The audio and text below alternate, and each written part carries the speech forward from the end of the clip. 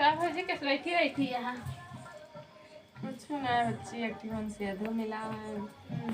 रात दिन फोने में खूब बतलावा करा था, वही सोचा करी थी बैठ के।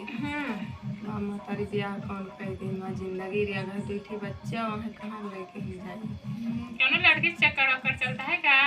और का लड़की चक्कर तो चलता है, न 1 रुपया खर्चा वर्चा दिया था हमेशा ही तो बहुत परेशान है नम से रुआ हमेशा बरबरावा करे रात और दिन इतना फोन में बतला थी कि एकदम उनके मोबाइल हमेशा व्यस्त रहा था।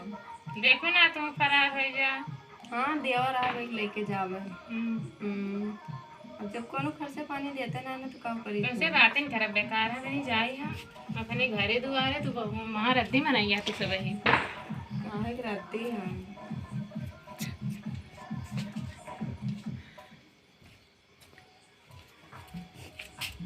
कहाँ भौजी काहे रुकी आवे? चलो मेला चला जाएगा। चला हुआ है।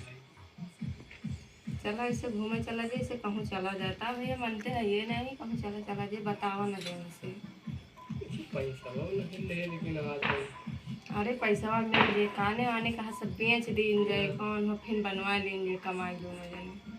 चले हाँ चलवा है चला घूम आए फिर मेरा का बेटा उनक लेके चलवा कौन के दे दी बेटा उनक ये चला होगा रहा दिया नहीं तो काना लाई चला मैं तुम चला जाए नहीं तो गेद के धर रही है का हुई ना दिक्कत हुई चला।